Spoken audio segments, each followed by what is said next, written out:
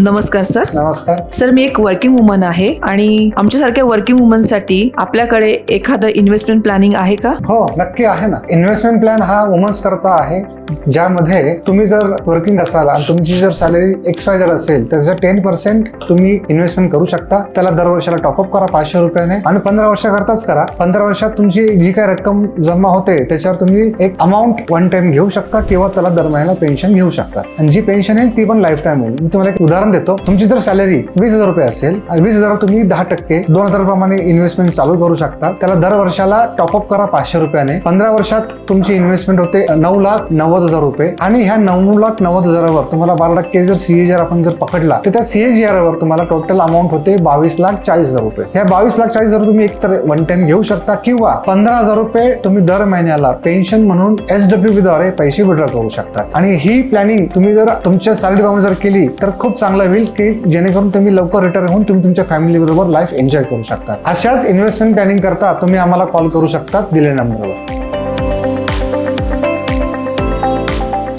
Mutual fund investments are subject to market risks. Read all scheme related documents carefully.